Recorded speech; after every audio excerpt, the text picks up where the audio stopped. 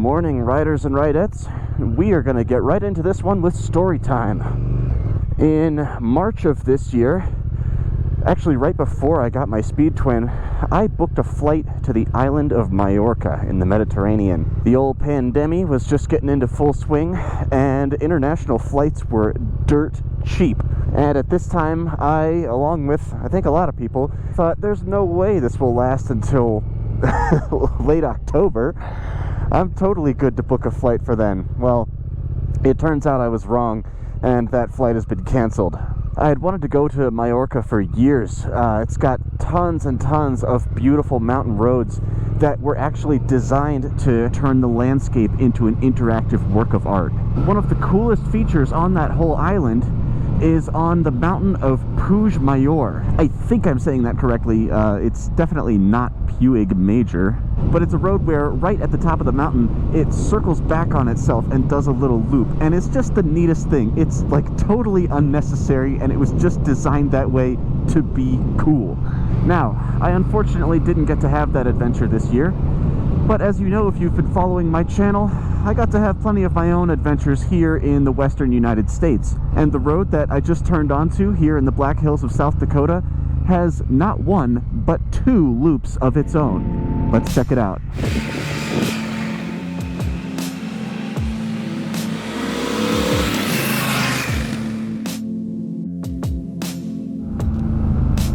Oh, look how it splits. Oh, this is so cool how narrow this is. This is like the speeder bike scene in Return of the Jedi. God, alright.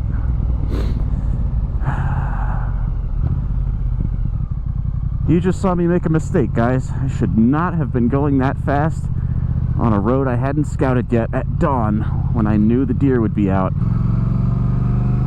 Check this out, though. That was a loop into a tunnel.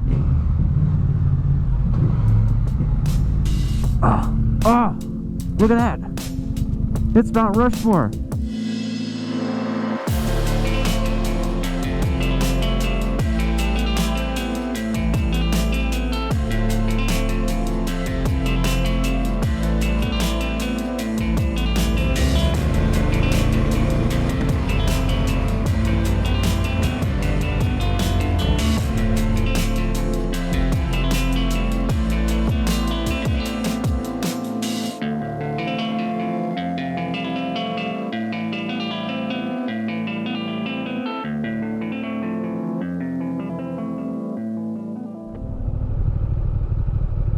Oi!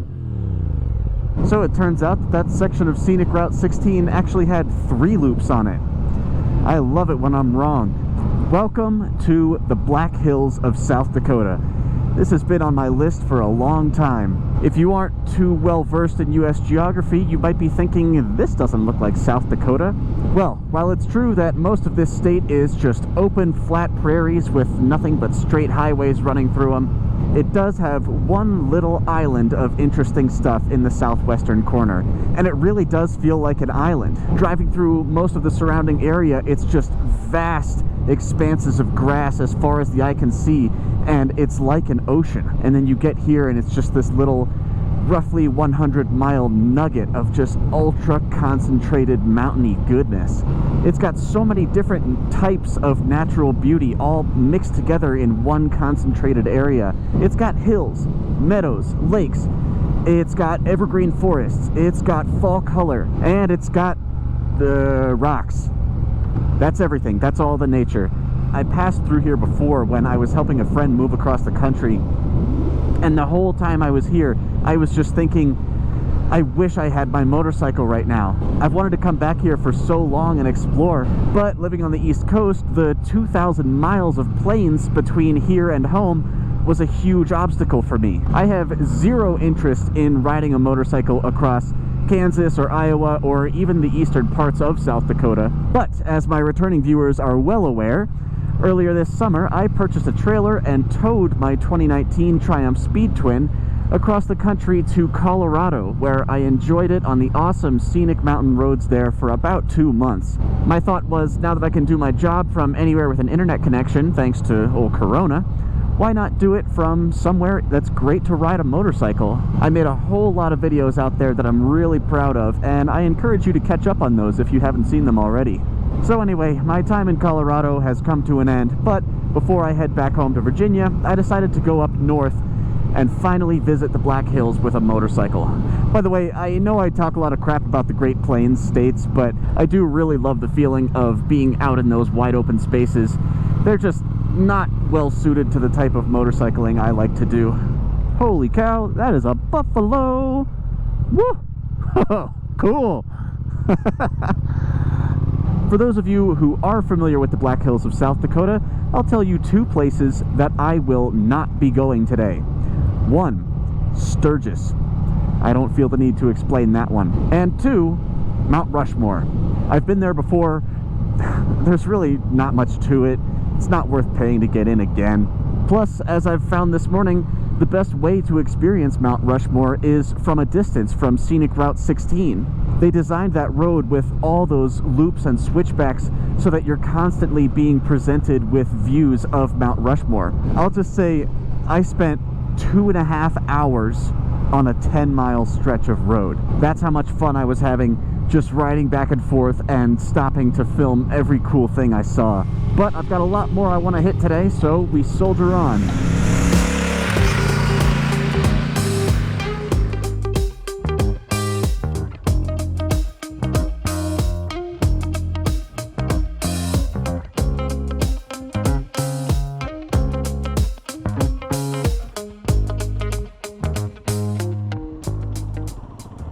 Two KLR 650s.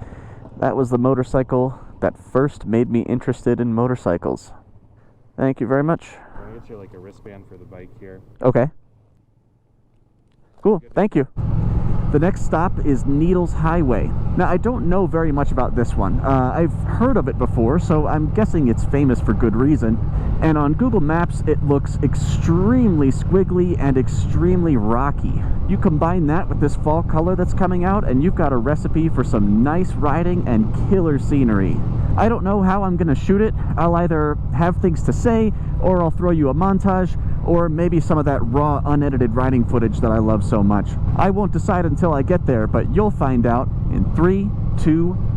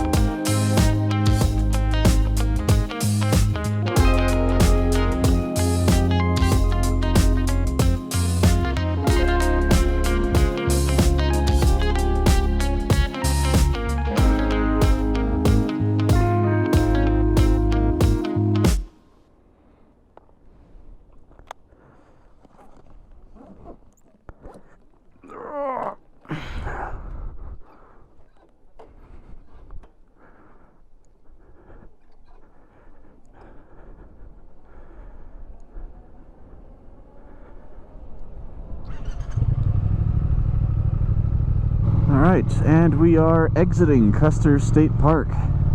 They gave me this little wristband on my handlebar. I think I'm going to be like one of those college freshmen who gets into a club one time and then wears the wristband for like 2 weeks straight.